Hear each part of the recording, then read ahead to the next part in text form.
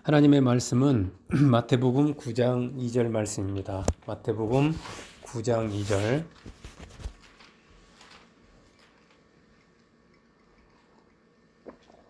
마태복음 9장 2절 한 절만 보도록 하겠습니다. 압독합니다. 침상에 누운 중풍병자를 사람들이 데리고 오거늘 예수께서 그들의 믿음을 보시고 중풍병자에게 이르시되 작은 자야 안심하라 내 죄 사함을 받았느니라. 아멘. 우리 같이 잠시 기도하겠습니다. 참으로 사랑이 많으시고 좋으신 우리 아버지가 되시는 하나님, 참으로 감사합니다. 오늘도 이 자리에, 예배의 자리에 하나님 저희를 불러주시고 예수님의 보혈로 우리의 모든 깊은 곳에 있는 죄까지도 다 깨끗이 씻어주시고 정결케 하시고 거룩케 하시고 또 예수님의 보혈의 애복을 입혀주셔서 하나님 앞에 나아오도록 이렇게 축복해 주심을 감사합니다. 또 우리에게 기도할 기회를 주시고 구할 기회를 주셔서 감사합니다. 저희들이 여러 가지를 가지고 우리가 합심해서 구했습니다. 아버지 하나님 들어주셔서 감사합니다. 응답해 주셔서 감사합니다. 하나님께 영광 돌리게 해주시니 참으로 감사합니다. 이 시간에도 저희들이 하나님 말씀을 사모해서 이렇게 또 기다리고 있습니다. 아버지여 하나님께서 우리에게 각 사람에게 또 하나님께서 필요한 말씀들 또 하나님께서 힘이 되는 말씀들을 준비해 주시고 보내주셔서 감사합니다. 그 말씀 먹고 그 말씀으로 힘이 되게 하여 주시고 다시 일어나게 하시고 승리하는 그런 삶을 살게 하여 주시옵소서. 오늘도 성령님을 의지합니다. 그때 무슨 말할 것도 주시고 또 성령께서 우리 안에서 또 말하는 저와 또 듣는 각 사람 위에 함께 해주셔서 사람의 말로 들리지 않게 하시고 온전히 하나님의 음성으로 믿음으로 받을 수 있도록 축복하여 주옵소서. 감사를 드리며 예수님 이름으로 기도했습니다. 아멘. 자, 오늘 말씀의 제목은 저주받은 인생에서 복된 인생으로, 이런 제목입니다. 저주받은 인생에서 복된 인생으로라는 제목으로 말씀을 전할게요. 사람의 일생을 인생이라고 하는데, 자, 그 사람의 인생을 결정하는 그런 결정적인 요인이 무엇일까요? 인생을 결정하는 결정적인 요인. 뭐 흔히 타고난 운명이나 팔자 이런 얘기들을 많이 합니다. 뭐 이렇게 뭐 점도 치고 그런 팔자네요, 그런 운명이네요, 뭐 이런 얘기들을 많이 합니다. 젊은 사람들도 막 그걸 뭐 많이들 하나 봐요.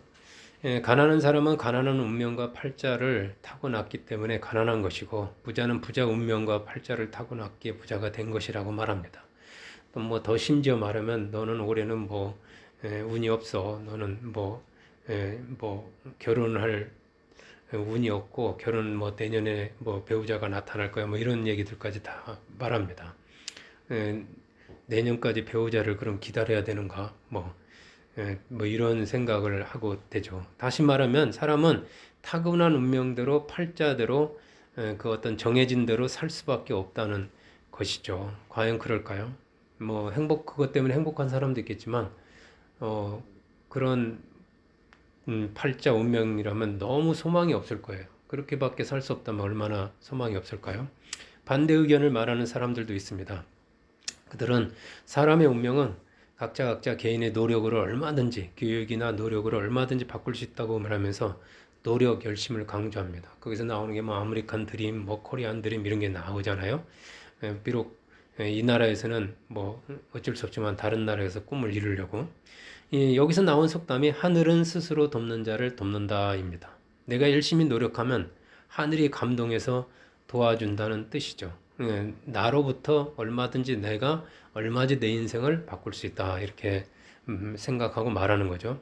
이들은 아무리 좋지 않은 운명과 팔자를 타고나서도 얼마든지 내 개인의 노력과 열심으로 극복할 수 있다고 이렇게 말합니다.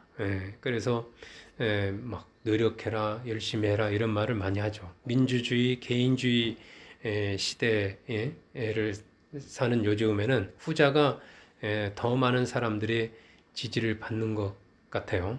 그렇다면 우리는 뭐 이런 많은 주장하고 그걸 따는 사람들이, 우리는 하나님 말씀, 성경을 믿잖아요. 성경이 하나님 말씀이잖아요. 그 하나님은 뭐라고 하는지, 운명에 대해서, 인생에 대해서 뭐라고 말씀하시는지 우리가 돌아가 볼 필요가 있잖아요. 하나님 말씀으로 그 생각이 맞는지 우리 말씀을 따라가는 사람들이니까 한번 보겠습니다. 여기 저주받은 인생이 있어요. 본문에 바로 침상에 누운 중풍병자입니다.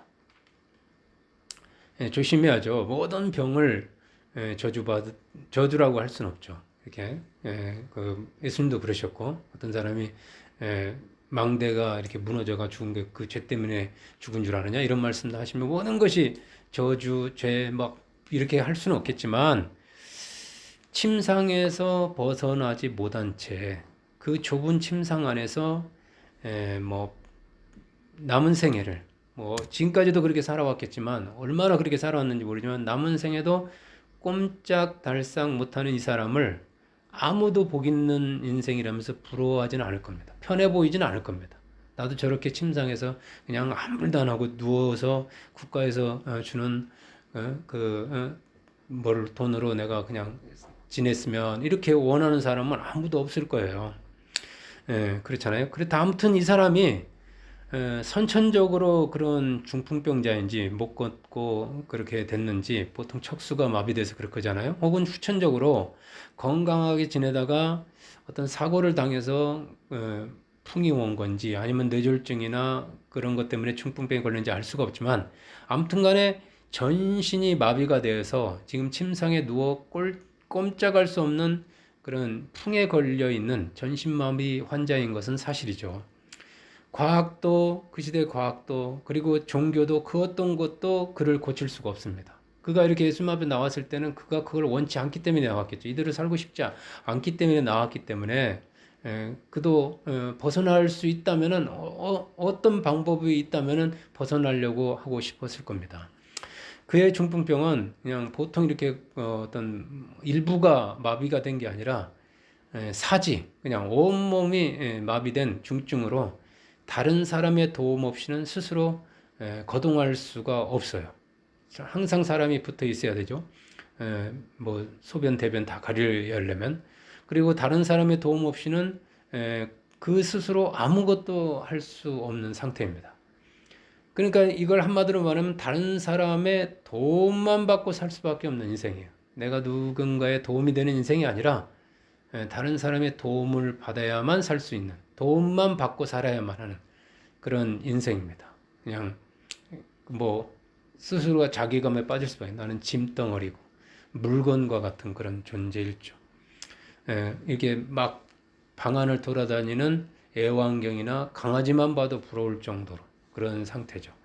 예수님께 나올 때도 사람들이 침상채 메고 예수님 앞에 데리고 나올 정도입니다. 예수님 앞에 나오는 것도 자신의 힘으로 할 수가 없어요. 마음대로 할 수가 없어요. 마음 먹은 대로 몸이 따라가줘야 되는데 마음이야 뭐 굴뚝 같아도 아무것도 할 수가 없습니다. 이 침상에 매여서 이렇게 예수님 앞에 나오는 그 사람과 그 또 함께 온 사람들을 예수님께서 지그시 바라보셨어요. 뭐 다른 구절에서는 이렇게 지붕을 뜯고서 내려주었고 말씀을 전하다가 뭐 예수님은 뭐 올 줄 알 수도 있겠죠. 뭐 놀라지도 않고 이렇게 예수님이 무엇을 보셨을까요? 뭐 그 사람의 표정을 봤을까요? 아니면은 그 때때 묻은 침상을 봤을까요? 아니면 같이 온 사람들을 봤을까요? 그때 예수님은 그 사람들의 그런 겉모습, 눈에 보이는 것을 보지 않았어요. 성경은 오직 그들의 믿음을 보셨다고 했어요. 그들의 믿음을 보시고 주님이 이렇게 주목한 거는 믿음이죠. 믿음. 그렇습니다. 우리 주님이 보시는 것은 그 중풍병자와 그 사람들의 믿음이었고 저와 여러분의 믿음입니다. 외모가 아니에요. 겉모습이 아닙니다. 예수님은 우리의 믿음이 어떠한지를 보십니다. 그렇다면 이 믿음은 어떤 믿음을 말할까요? 믿으세요. 막 그러는데 뭘, 믿음도 여러 가지예요. 제가 보니까. 자기 자신에 대한 낙관적인 믿음. 뭐, 자기 미래에 대한 긍정적인 믿음. 뭐, 긍정적인 힘. 그런 게 있잖아요. 나는 잘 될 거야. 나는 뭐 이런 것도 믿음이고. 매사에 나는 잘할 수 있다는. 적극적이고 진취적인 믿음. 뭐, 이 믿음의 모양, 믿음의 크기, 그 종류와 내용, 여러 가지가 있습니다. 다양해요. 그 믿음도. 뭐, 믿음도 긍정적인 믿음, 부정적인 믿음. 나는 안 돼. 찌그러진 믿음, 이그러진 믿음, 요딴만한 믿음, 뭐 큰 믿음. 여러 가지 믿음의 모양도 있고. 지금은 옛날에는 동글동글하고 크고 맑고 깨끗한데 지금은 아주 뭐 이렇게 찌그러져가지고 우그러진 믿음. 뭐 여러 가지가 있겠죠. 그렇다면 예수님이 보시는 믿음은 어떠한 믿음일까요? 예수님에 대한 믿음입니다. 예수님을 어떻게 생각하는지, 예수님이 어떤 분인지, 그분이 어느 정도의 능력을 갖고 있다고 믿는지, 어느 정도의 분인지, 이 예수님에 대한 믿음이죠. 예수님 더 좀 구체적으로 예수님의 그 신적인 부분에 대한 믿음이라고 할 수 있어요. 이분은 누군가 도대체. 그래서 예수님은 어떤 가지 기적이나 이런 것도 사실은 예수님이 누구인지를 보여주기 위한 표적입니다. 예수님을 믿게 하기 위해서 일으키는 표적. 물로 포도주를 만드시고 예수님께서 후반부의 마지막 기록에 그들로 하여금 믿게 하려 하심이라. 모든 기적도 뭐 그 궁율에서 나오지만 그 기적의 목적하고자 하는 것도 예수님이 누구인지를 보여주기 위한. 이분이 도대체 누구인가? 깜짝 놀라겠죠. 그래서 그런 걸 통해서든 어떤 것든 예수님에 대한 그 믿음, 예수님에 대해를 어떻게 생각하는, 누구로 생각하는, 어떻게 여기는지 이런 거죠. 다른 말로 하면 예수님을 대하는 그런 자세나 태도라고 해서 예수님을 뭐 어떻게 생각하는 때에서 예수님을 대하는 자세가 달라지겠죠. 뭐 선지자 중에 한 명이면은 그냥 그렇게, 스승 중에 한 명은 스승, 뭐 나에게 도움이 되는 분, 이분을 주님인가, 내 주인, 우주와 만물을 지으신 분, 하나님, 창조자, 이렇게까지 믿는다면 굉장한 믿음이죠. 뭐 하여튼 그 어떤 너는 나에 대해서 누구라 생각? 너는 나를 어떻게 믿느냐? 나를 누구라? 이게 예수님과 우리가 소위 예수님과 우리와의 관계하는 게 너가 예수님에 대한 나의 믿음, 나의 예수님은 어떻게 나는 생각하는가? 다른 사람은 뭐 하나님이 됐든 뭐라고 된 그건 관계 없어요. 너는 이것이 중요하죠. 그걸 예수님은 지금 보신다는 거예요. 그 믿음을. 중풍병자와 그의 친구들은 예수님께 가서 예수님을 만나면 반드시 중풍병을 고쳐주신다. 중풍병에서 벗어날 수 있다. 는 예수님에 대한 그런 절대적인 신뢰, 절대적인 믿음을 갖고 예수님께 나왔습니다. 그 믿음이 그 안에 있어요. 그런 믿음이. 예수님을 신적인 존재로 대한 겁니다. 사람으로는 할 수 없지만 예수님은 할 수 있다. 하나님은 하실 수 있다. 그 정도 수준으로 대하고 있는 겁니다. 예수님은 그들의 겉모습이 아닌 보이지 않는 그 안에 그 믿음을 보신 것입니다. 그런 믿음은 겉으로 드러나지가 않잖아요. 얼마든 입에 발린 소리도 할 수 있잖아요. 다른 표정으로 나는 당신을 하나님의 아들로 믿습니다. 막 얼마든지 할 수 있잖아요. 근데 예수님은 그런 걸로 움직이는 게 아니라 진짜 그 안에 내면, 그 안에 있는 그 믿음을 보시는 거죠. 보이지 않는 그 믿음. 그렇습니다. 저주받은 인생이 복 있는 인생으로 바뀌려면 먼저 믿음이 있어야 되는데 예수님에 대한 바른 믿음이 먼저 선행되어야 합니다. 예수님에 대한 이 믿음이 그렇게 중요한 거예요. 이 관계를 이어주는 게 신뢰거든요, 신뢰. 서로에 대한 신뢰가 있어야 내가 이 사람하고 계속 갈 것인지 말 것인지. 예수님에 대한 그 신뢰가 예수님과의 관계가 그 정도 깊이 계속될 건지 말 건지. 이거 그렇게 그 신뢰가 그렇게 중요해요. 믿음이 그렇게 중요합니다. 네가 나를 어떻게 대하느냐 이거죠. 근데 주님은 하여튼 이 사람의 믿음은 있어요. 그런데 주님은 즉시 그의 몸의 저주인 중풍병을 고쳐주지 않아요. 여기서 사역에 대한 여러 가지 또 스킬이 나올 수 있죠. 믿음만 있다고 해서 그가 낫는 건 아닙니다. 말씀이 가야 되죠. 예수님이 뭔가 액션을 취해야죠. 예수님의 말씀이 선포되어야 된다든가 이런 게 있어야 됩니다. 그냥 믿음만 있다고 해서 입으로 시인해서 말씀이 있어야 됩니다. 하여튼 그거는 다른 문제고 아무튼 간에 여기서 의외인 거는 주님은 즉시 그의 몸의 저주라고 할 수 있는 이 중풍병을 고쳐주지 않아요. 그 믿음이 있는데도 고쳐주지 않아요. 지연을 합니다. 그의 중풍병을 고쳐주시기 전에 먼저 그의 죄를 사해 죄사함을 선포해 주십니다. 예, 그렇다고 해서 또 병이 또 나은 건 아니에요. 이렇게 금방. 즉 그의 영혼의 저주라고 할 수 있는 이 죄 문제를 먼저 해결해. 영혼이 저주가 걸려 있는 걸 먼저 풀죠. 먼저 그 영혼의 저주를 먼저 이렇게 풀어주는 일을 먼저 합니다.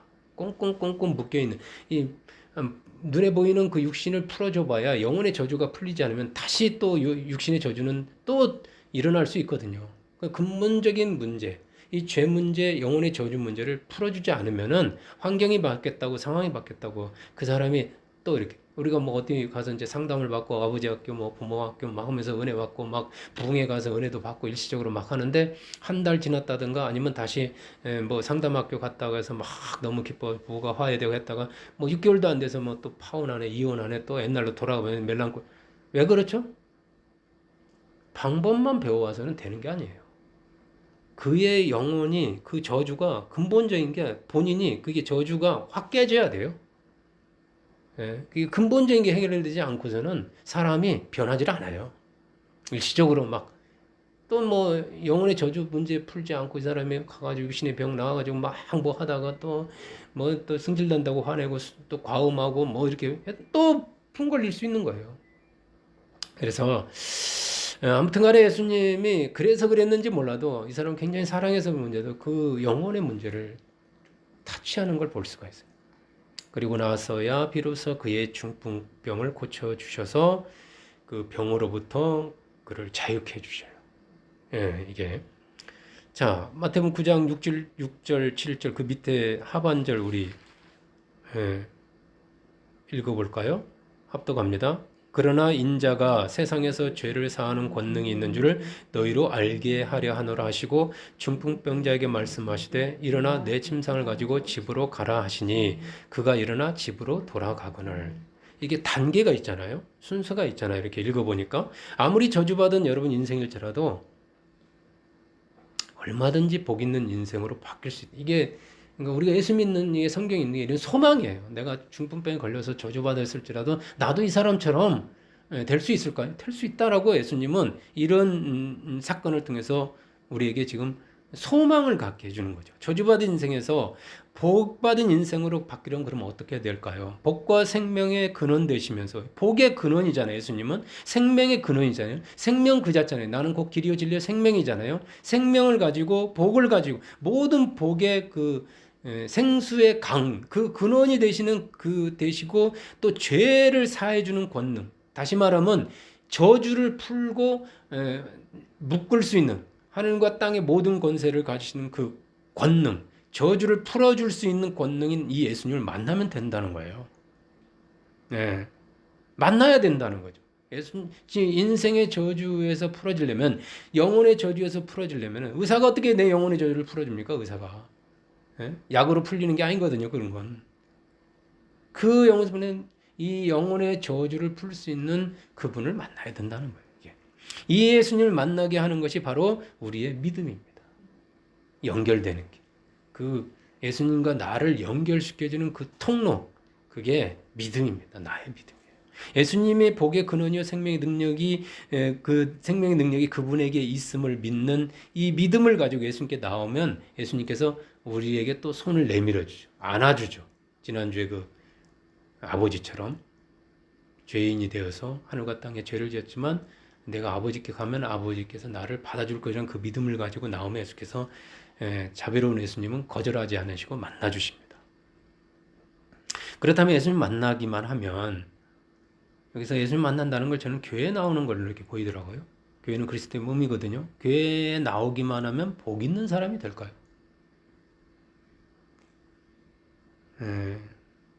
그 당시 예수님 만난 사람들이 많아요. 심지어 예수님 설교를 들은 사람도 많고 예수님의 기적을 본 사람도 많고 우리는 지금 그걸 못 보지만 예수님의 기적, 예수님 그 당시에 어마어마한 무리라고 그랬어요. 무리가 지어서 오병의 기적을 보고 오병의 기적의 혜택을 수혜를 본 사람도 굉장히 많습니다. 심지어 예수님 만나서 병을 고치는 사람들이 말로 닿을 수 없습니다. 그런데요, 여러분 그 당시 예수님을 그렇게 만난 사람들이 유형 무형으로 예수님의 도움을 받은 사람이 많지만 주님 때문에 복 복 있는 사람이 된 사람보다 그렇지 않은 사람이 더 많다는 사실을 여러분 기억하셔야 돼요. 그렇지 않은 사람이 더 많아요. 그분의 설교 들었다고 해서, 그분을 만났다고, 보았다고 해서 복 있는 인생으로 바뀐 사람이 많지 않다니까요. 부자 청년 아시잖아요. 예수님 와가지고 예수님한테 직접 카운셀링까지 받았잖아요.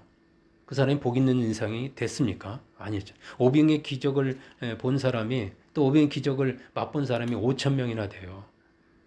그 기적으로 주님을 따른 사람들이 무리가 지었다고 수만 명이 됩니다. 그런 사람들이 예수님을 만난 사람이 셀 수 없이 많지만 그들이 모두가 다 복 있는 인생이 된 건 아니에요.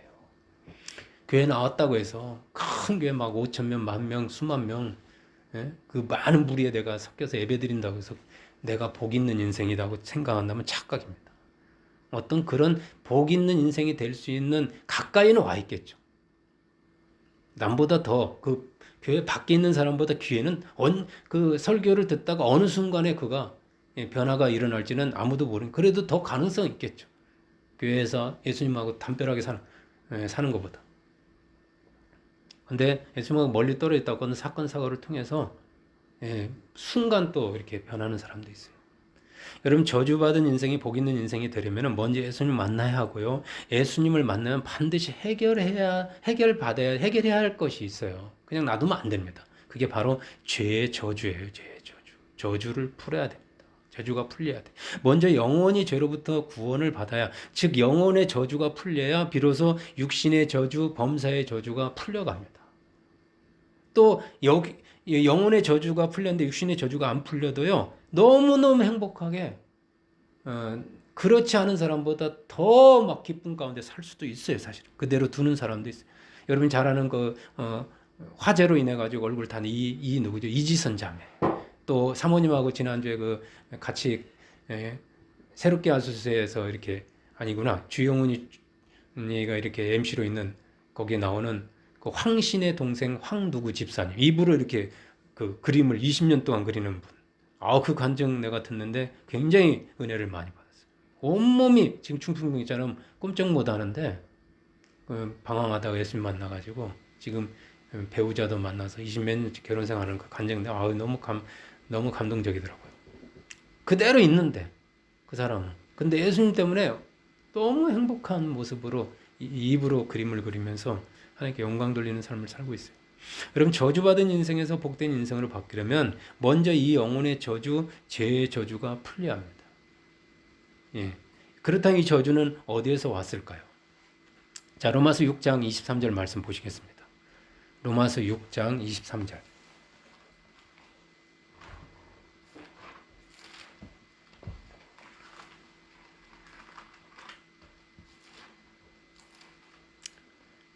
로마서 6장 23절 찾으셨으면 합독하죠. 죄의 삭은 사망이요 하나님의 은사는 그리스도 예수 우리 주 안에 있는 영생이니라. 아멘. 죄의 삭은 사망이요. 저주는요, 죄의 삭, 즉 죄의 결과 혹은 죄의 대가입니다. 저주가 어디서 왔을까요? 죄로부터 온 거예요. 사실 죄 때문에 저주 걸린 겁니다.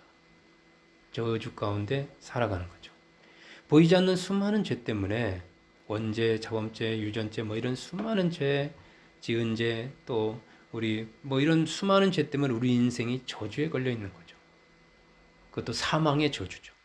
따라서 이 죄 문제를 해결하지 않으면 결코 우리 인생의 저주 문제를 풀 수가 없어요. 죄를 해결해야 저주가 풀리는 거예요.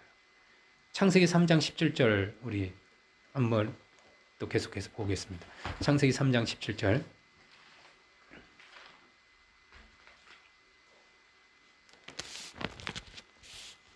3장 17절.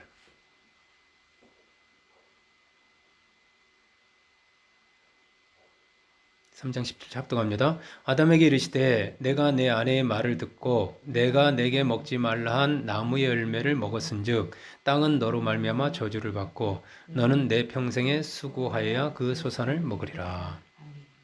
인류의 조상 혹은 인류의 대표 한 사람이죠. 한 사람 말미암아 죄가 예상에 들어오고 그 죄로 말해 사망이 우리에게 왔네. 사망의 저주가 우리. 아담이, 인류 대표인 이 아담이 하나님께서 먹지 말라고 한 죄의 열매죠. 죄의 삭시죠. 그 열매, 죄의 열매입니다. 선악을 알게 죄의 열매를 먹어서 저주를 받았습니다. 죄의 삭, 죄의 열매를 먹은 대가가 바로 사망의 저주죠. 죄의 삭은 사망. 죄의 열매를 먹었더니 그것 때문에 하나님과 같이 된 게 아니라 사망의 저주를 받은 거죠. 아담의 저주가 바로 사망의 저주, 인생이죠. 이걸 저는 아담의 저주라고 그러잖아요. 아담의 저주, 죄의 저주, 사망의 저주 다 같은. 그게 아담의 저주에 걸린 겁니다. 아담의 대표이기 때문에. 그래서 아담 안에 있는 모든 인류 역시 아담의 저주를 받아서 저주받은 인생으로 태어납니다. 그거 있잖아요. 왜? 유전죄. 유전자가 그 가문의 저주잖아요. 그래서 40세 이전에 뭐 다 죽는다든가.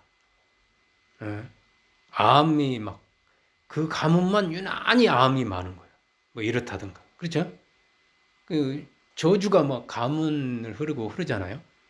아무튼간 아담 안에 있는 모든 인류 역시 이렇게 아담의 저주를 받아서 저주받은 인생으로 태어나요. 땅이 저주를 받아. 땅이 저주를 받아.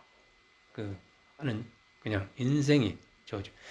아담의 저주를 해결하고 복 있는 인생이 되기 위해서 인류는 할 수 있는 노력을 다 합니다. 선행을 쌓으면 저주에서 풀어질까? 그래서 선을 막 쌓습니다.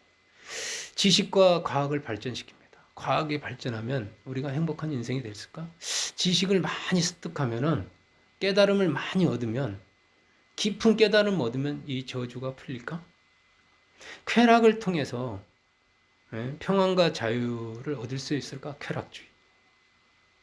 즐겁게 그냥 근심 없이 사면 저주가 없는 인생이 될까? 아니면 금욕 금식 반대로 막 참고 먹을 거 참고. 그러면 요즘 막 금당 금식 뭐 먹는 거 안 먹으면서 그러면 뭐 예쁜 몸매가 되어지고 막 금식해가지고 살을 쭉쭉 빼가지고 운동해가지고 그러면 몸이 예뻐지면 행복해질까? 막 금욕 금식 등 막 인간의 어떤 욕구, 몸의 욕구, 식욕 뭐 여러 가지를 억제해가지고 몸과 영혼의 해방을 추구하는 금욕주의. 뭐 이렇게 막 그게 뭐 여러 가지 주의가 있죠. 신을 모시면서 내가 신께 정성을 다하고 신께 최선을 다하면 정성을 바치고 신을 감동시키면은 신이 나에게 복을 주셔서 내가 행복해질까? 어떤 종교 행위, 종교주의, 율법주의, 여러 가지 주의가 많이 있죠. 아담의 저주에서 벗어나서 복 받기 위해서 복 있는 인생이 되기 위해서 인류가 행하는 모든 노력들을 통칭 우리가 율법 행위라고 할 수 있습니다. 율법의 행위 이렇게 어떤 그 행위죠. 내가 하고자 하는 모든 행위라고 할 수 있죠. 과연 인류는 그렇다면 이 율법의 행위를 통해서 죄의 저주에서 벗어나서 정말 복 있는 인생이 될 수 있을까요? 다 해봐야 되겠죠. 그러나 우리는 하나님 말씀으로 이미 결론을 얻고 있어요. 자, 로마서로 다시 갑니다. 로마서 3장 19절에서 20절. 로마서 3장 19절에서 20절.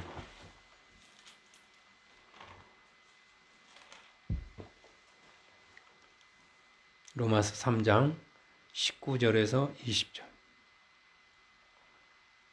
합독합니다. 우리가 알거니와 무릇 율법이 말하는 바는 율법 아래에 있는 자들에게 말하는 것이니 이는 모든 입을 막고 온 세상으로 하나님의 심판 아래에 있게 하려 함이라. 그러므로 율법의 행위로 그의 앞에 어렵다 하심을 얻을 육체가 없나니 율법은 죄를 깨달음. 율법의 행위로 그의 앞에 어렵다 하심을 얻을 육체가 없나니. 결론적으로 율법의 행위로는 율법의 저주에서 벗어날 수가 없다는 거예요. 우리가 이 모든 걸 다 해보고서 결론을 얻을 게 아니라 그냥 말씀은 결론은 율법의 행위로는 율법의 저주, 의롭다함을 얻어가지고 복 있는 인생이 될 수가 없다는 거죠. 하나님께서 인류에게 율법을 주신 목적은 율법의 행위를 통해서 죄의 저주를 해결하라고 주신 것이 아니라는 겁니다. 율법, 지식, 종교 등은 우리를 갈라디아서를 가보면 초등학문이라고 했어요. 초등학교에서 배우는 학문이다.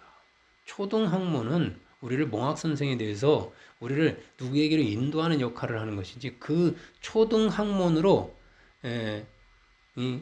어떤 인간의 그 저주, 영혼의 저주 같은 고등 문제를 풀 수가 없어요. 요즘 초등학교에서 배우는 문제가 그 어떤 문법 가지고 고등학교에서 내는 문제를 풀 수가 있습니까? 초등학교에서 배우는 수학 공식 가지고 대학교, 고등학교의 문제를 해결할 수 없어요. 고등학문을 배워야 그 문제를 풀 수가 있는 거예요.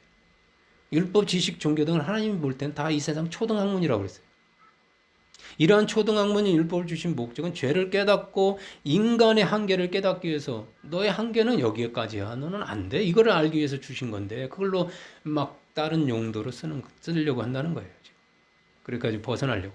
하나님 앞에 인간이 어떠한 죄를 지었는지를 깨닫고 내가 얼마나 하나님 앞에 잘못 살았는지 깨닫고 회개하기 위해서 율법을 주신 거죠. 율법으로 말미암아서 자기를 내가 죄를 깨 그런 용도가 그건데 이 초등학문이 이런 율법의 행위를 통해서 그걸 거기서 나오는 뭘 이렇게 하라는 걸 통해서 고등 문제인 영혼의 죄 문제까지를 해결할 수가 없다는 거죠. 해결하려고 하는 자체가 하나님 볼 때 미련한 짓이라는 거죠. 방법이 잘못됐다는 거죠. 자, 로마서 7장 23절로 가겠습니다.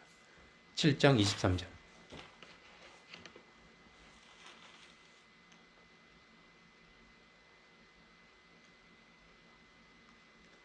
합독합니다. 오호라 나는 공고한 사람이로다. 이 사망의 몸에서 누가 나를 건져내랴.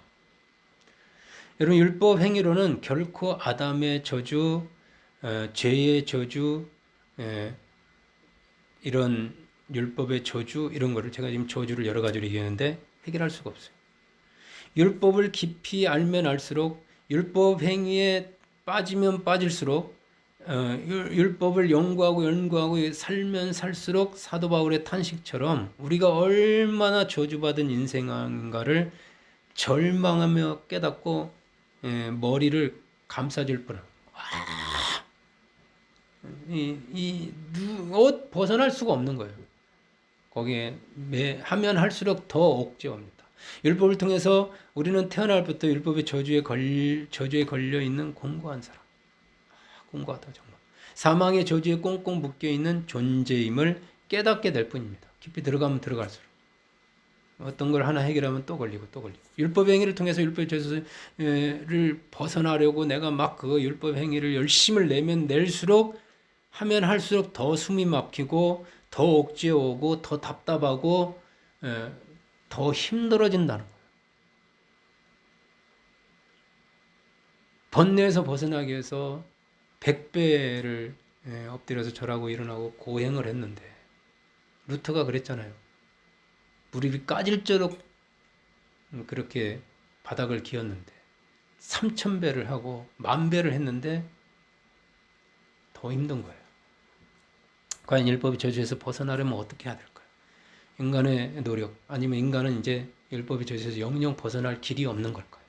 인간은 소망이 없는 걸까요? 갈라디아서 3장 13절이죠.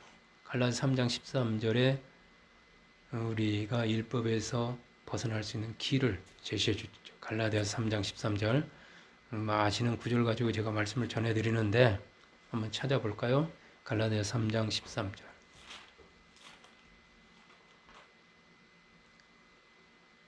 찾으셨죠? 합독할까요? 그리스도께서 우리를 위하여 저주를 받은 바 되사 율법의 저주에서 우리를 속량하셨으니 기록된 바 나무에 달린 자마다 저주 아래에 있는 자라 하였습니다.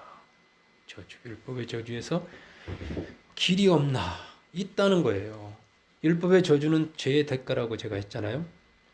이 죄의 대가인 율법의 저주, 아담의 저주, 사망의 저주, 이 저주에서 벗어나려면 누군가 우리 대신에 그의 죄의 대가를 대신 받아주면 됩니다.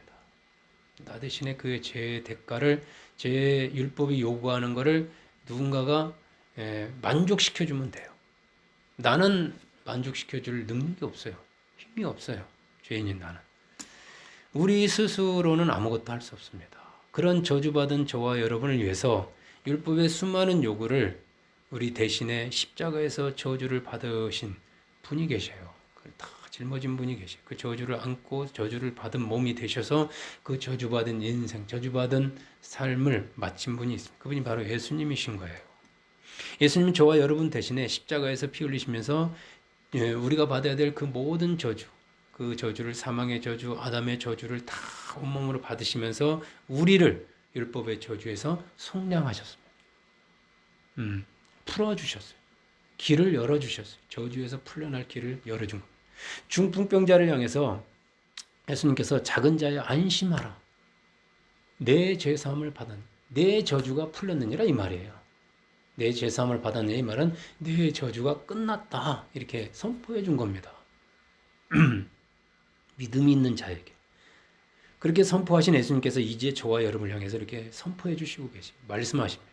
이 말씀을 통해서 갈라디아서 3장 13절을 통해서 아무개야, 아무개 집사야, 아무개 목사야, 아무개 사모야, 안심해라.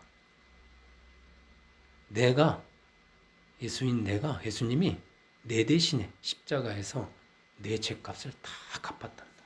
내가 다 갚아줬다. 다 해결해. 이 내 모든 죄가 다 사해졌다.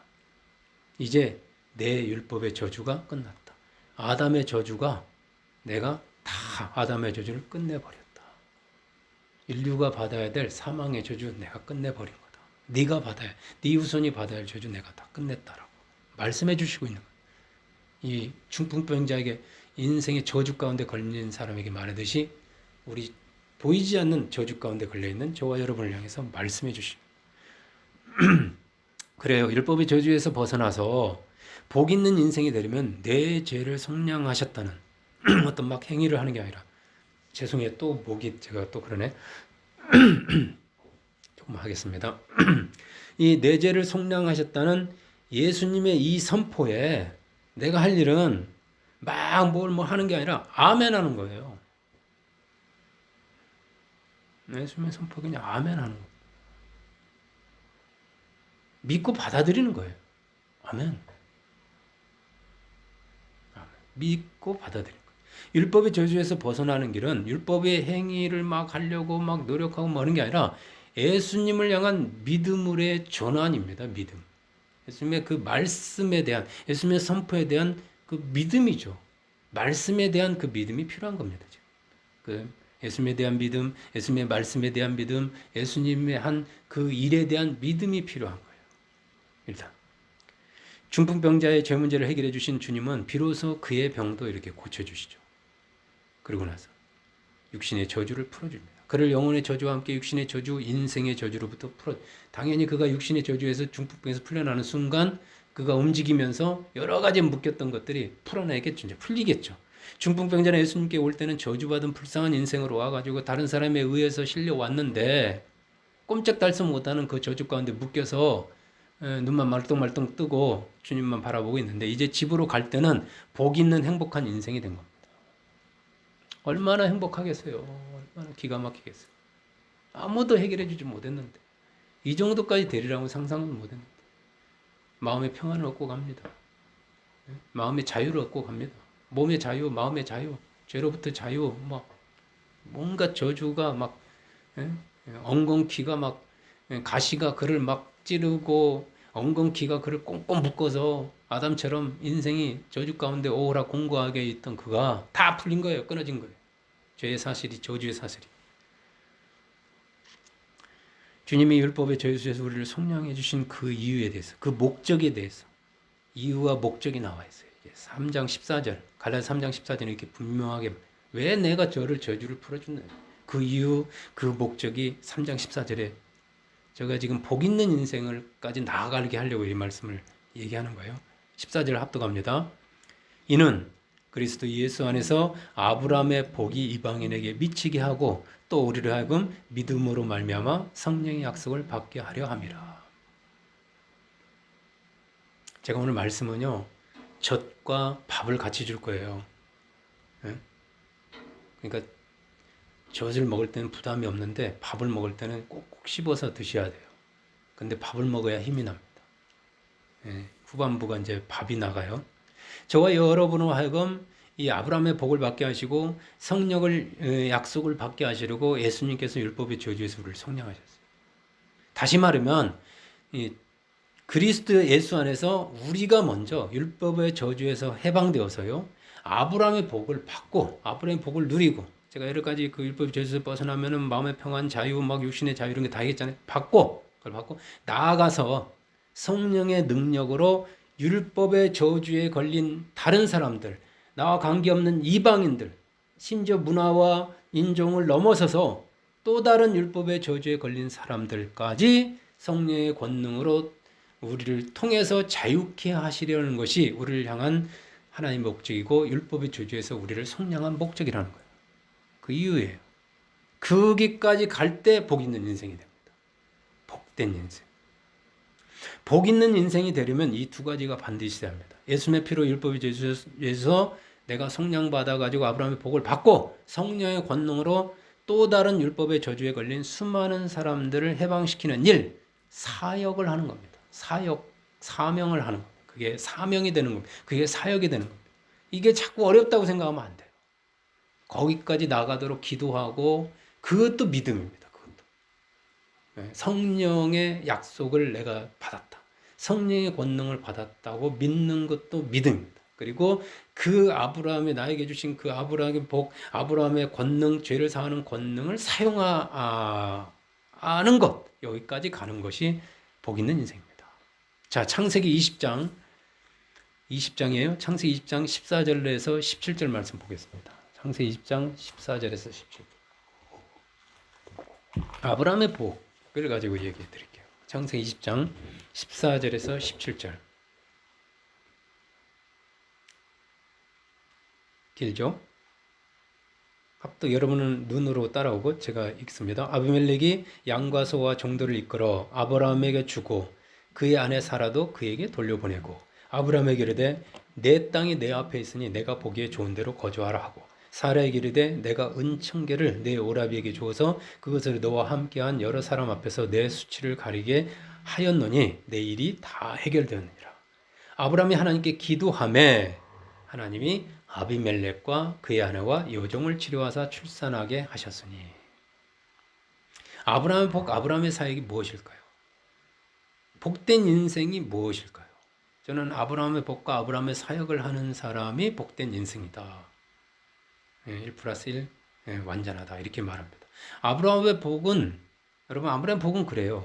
어디로 가든지 무엇을 하든지 하나님께서 그의 목자가 되셔서 그와 함께하면서 그를 도와주는 복이 아브라함의 복입니다. 그래서 아브라함은 그걸 믿게 느낍니다. 나는 복이 있는 사람이야. 그렇기 때문에 하나님이 나의 복이고 하나님이 나의 기업이기 때문에 너는 좌해, 나는 우할 거야. 네가 먼저 좋은 거 택해. 네가 생각할 때 나는 하나님이 나의 기업이니까 하나님이 나의 복이니까 어디로 가든 관계없어. 무엇을 하든 관계없어. 네가 먼저 택해. 조카 롯에게 그렇게 할 수 있었던 거예요. 그리고 이 아브라함의 사역, 아브라함의 복이면 아브라함을 통해서 그가 속한 곳에 복을 부어주시는 축복의 폭로가, 즉 복의 근원, 자신이 복의 근원이 되는 거예요. 자신이 예수님처럼 복의 근원이 되고 그를 통해서 복이 그곳이 저주받은 곳이 축복받은 땅으로 사막이 광야가 메마른 곳이 엉겅퀴가 나는 곳이 옥토가 되는 곳으로 복의 통로가 되는 것이 바로 아브라함의 복이고 그게 복된 인생입니다. 아브라함이 이방 땅에 잠시 거류하게 됐어요. 오늘 말씀의 그 배경이죠. 그런데 그 땅의 왕인 아비멜렉이 사라와 그의 종들과 모든 양과 소와 염종 다 데려갔어요. 그런데 밤에 하나님께서 아비멜렉 왕에게 현몽, 그리고 아브라함은 감옥에 갇히고 막 그랬는데 아비멜렉 왕에게 현명하여서 사라를 돌려보내지 않으면 왕과 그 백성들이 다 죽을 것이라고 하나님이 개입하셔요. 직접 경고합니다. 이에 왕은 아브라함을 불러서 빼앗았던 양과 소와 종들과 아내 사라까지 다 돌려주고 거주할 좋은 땅까지 네가 원한다면 가장 좋은 땅을 네가 거기서 살아라 라고 축복을 해줍니다. 뿐만 아니라 사라의 수치를 가려줄 은 1000개까지 덤으로 줍니다. 해치기 전에, 사라를 취하기 전에 하나님이 역사하시고 위기가 이렇게 반전으로 바뀝니다. 아브라함은 그를 위해서 하나님께 축복 기도해 줘요. 그리고 하나님은 아브라함의 기도를 들어주셔서 아비멜렉 왕의 아내와 여종의 태를 열어서 출산한 그 왕의 가장 큰 고민, 왕의 저주죠. 자식이 없는 게 저주잖아요. 그 당시에. 아무도 출산이 없어요. 애가 없어요. 아비멜렉 왕. 그러니까 이 왕이 사라를 데려다가 아기를 낳으려고 했던 거예요. 사실 얻으려고. 의도가 방법이 잘못됐지만 의도는 나쁜 건 아니죠. 근데 사실 이 모든 것은 다 위험한 이 이방 땅에서 낯선 이곳에서 아브라함이 너무 두려워서 무서워서 자기 혼자 어떻게 살겠다고 아내를 누이라고 속인 것에서 시작된 거잖아요. 여러분 아시다시피. 그래서 아비멜렉은 그래도 이 왕이 정직한 왕 같아. 누이니까 데려다가 그리고 아브라함에게 보상을 해주려고 했던 것 같아요. 그럼에도 불구하고 하나님은 그런데 아브라함과 사라의 몸에서 나온 태에서 나온 그 이삭을 통해서 하나님의 역사가 이어지려는 게 하나님 계획이잖아요. 그러면 그걸 막아야 되잖아요. 아비멜렉에 하고 거기서 나온 아들이 돼서는 안 되잖아요.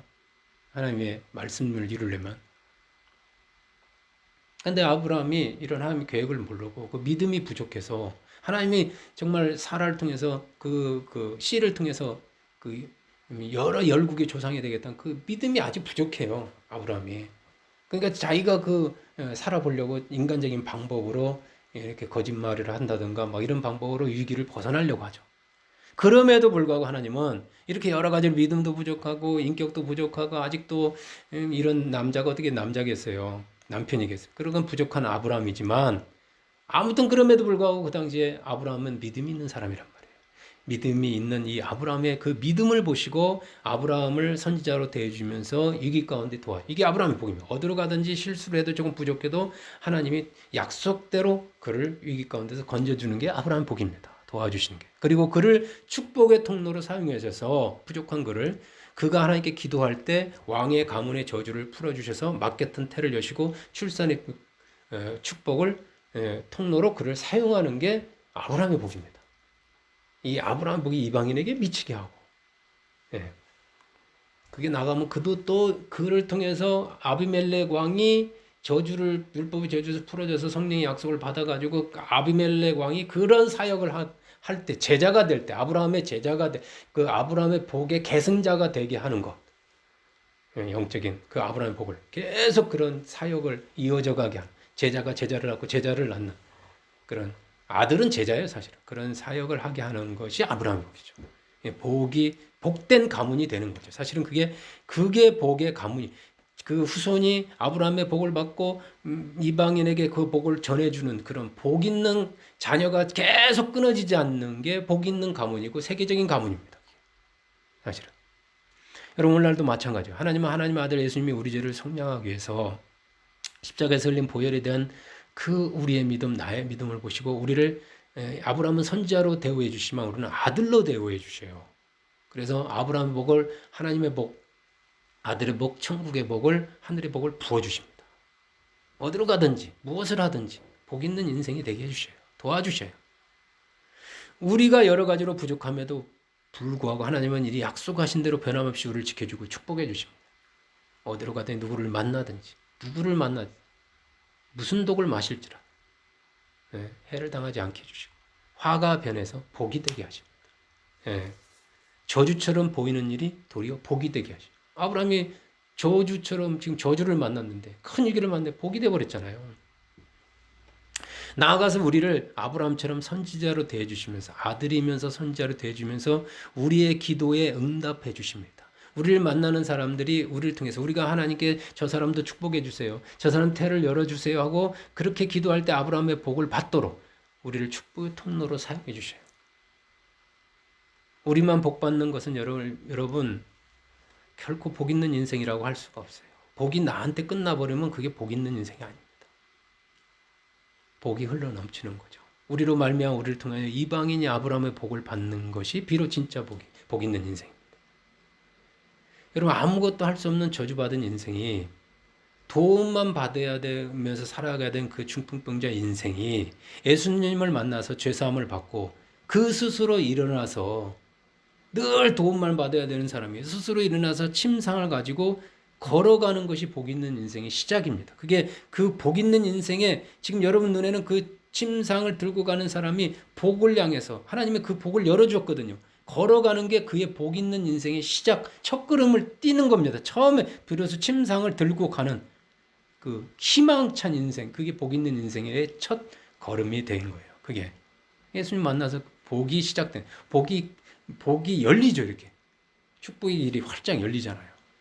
나아가서 이제 그 사람이 자기 혼자 잘 먹고 잘 사는 게 아니라 이제 수많은 문제 때문에 그 침상에 매여서 자기처럼 꼼짝도 못한 채 머리 싸매고 누워가지고 꼼짝 저주 가운데 사는 그 또 다른 중풍병자들, 수많은 주위의 중풍병자들을 그 예수님을 믿으면서 받았던 성령의 권능, 그 은혜, 그 간증, 그 체험, 그 말씀, 어떤 하여튼 주님이 그 달란트, 그 은사, 그 시간, 재능 이런 걸 다 동원해서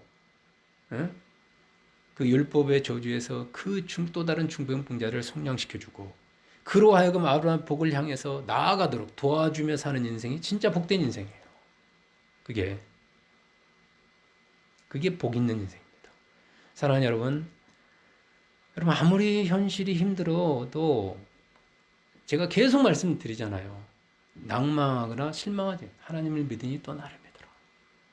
하나님을 바라보면서 보혈 안에서 평안을 빼앗기지 마시고 평안을 뺏기면 안 돼요. 불안에 두려움에 여러분의 심령이 다시 저주 가운데로 자꾸 그 불안이라는 그 스물스물한 검은 연기에 여러분이 심령이 꽁꽁 묶이도록 허락하면 안 됩니다. 묶이면 안 돼요. 빼앗기면 안 됩니다. 정복당하면 안 돼요. 그리스도 예수 안에서 여러분 저와 여러분의 저주가 끝났음을 믿으셔야 돼요. 뭔가 또 운명주의로 가면 안 돼요. 뭔가 아직도 내가 해야 될 게 남아있나? 내가 그래서 이게 고통받고 있나? 그런 생각 자체를 아예 지워버려야 돼요. 아니야. 생각을 바꿔버려요. 저도 이렇게 설교를 하다 보니까 요즘 막 이렇게 약간 매너리즘에 빠. 근데 주님이 딱 바꿔버려요. 설교자에게 매너리즘이 어딨냐? 너는 내 말씀만 대언하면 되지. 왜 스스로의 그 매너리즘, 스스로의 그 마음에 내가 설교를 좀 쉬어야 되나? 이런 생각이 들어오더라고. 얼른 바꿨어요. 내가 하나님의 복인이 내 안을 통해서 흐르는데 내가 마음만 비우면 또 복이 흐를 텐데. 그래서 나온 설교가 지금 이 설교예요. 예. 무슨 매너리즘이 어딨냐 이 말. 그건 자기 중심으로 또 돌아가려는 그 시도입니다. 시도. 그걸 딱 끊어버리시더라고 말씀은. 그래서 제가 나는 은퇴가 없구나. 또 하나님 앞에 앉아 있으면 또 주시는구나 하고서 나온 게 이 설교입니다. 저와 여러분의 저주 끝났어요. 이제 저와 여러분의 예수님 안에서 복 있는 인생이 되었고요. 복 있는 인생의 그를 향해서 복을 향해서 나아가고 복을 나눠주는 인생이 된 복을 받는 정도가 아니라 복을 나눠주는 인생이 된 거예요. 그래서 저도 제 시간과 제 재능과 이런 걸 다 동원해서 할 수 있는 걸 저에게 이 중풍병 같은 이 몸을 하나님 건강을 주신 거 가지고 여러분에게 이 복을 나눠주는 겁니다. 여러분을 이루어가는 겁니다. 여러분이 힘을 줄 수 있는 겁니다. 여러분을 가로막고 있는 그 문제를, 그 저주를 중풍병자처럼 하나님께 가지고 나아가 기도하시기 바랍니다. 내 문제, 내 저주, 그 문제, 그 장애물 모든 걸 다 가지고 하나님께 나아가세요. 하나님 반드시 도와주십니다. 반드시. 저는 요즘 손 안 대고 코 풀기라는 걸 훈련하고 있어요. 손 안 대고 코 풀기. 전에는 내가 손 대고 코 푸는 게 습관이 돼 있고, 손 안 대고 코 풀자. 막 하는 기도 하지만 다른 애들죠. 아무리 골치 아프고 힘든 문제가 와도 내 손과 내 힘으로 아니면 법의 힘을 빌려서 아니면 다른 사람의 백을 동원해서 이런 방법으로 해결하려고 하지 않으려고 합니다. 그렇게 하면 빨라요. 내 주위의 백그라운드, 내가 아는 인맥 뭐 이렇게 동원해서 뭘 해결하려고 하면 빠릅니다. 뭐 직장 생활은 어쩔 수 없이 막 그걸 동원하게 하니까 시간과의 싸움이니까 동원할 수밖에 없었을 때가 많았어요. 근데 마음은 너무 괴롭습니다. 하나님 방법을 해야 되는데. 그래서 저는 요즘 혼자 있을 때 시간이 걸리고 조금 손해를 봐도 하나님의 능력으로 해결하기 위해서 하나님께 기도하는 방법을 제가 지금 시도하고 있어요. 뭐 옛날부터 그렇게 했지만 좀 더 지금 합니다. 해결될 때까지 기도합니다. 제 손으로 코를 풀지 않자 계속 기도합니다. 하나님 손 안 대고 코 풀게 하여 주옵소서. 이 코가 휙 뚫리게 하여 주옵소서. 이렇게. 성경을 보니까 아브라함도 다윗도 이와 같이 하나님의 힘으로 큰 문제들을 해결했음을 알 수가 있어요. 작은 문제, 큰 문제를 하다 보니까 그게 습관이 되고 그게 하나의 방법으로 정착된 걸 제가 볼 수 있었어요.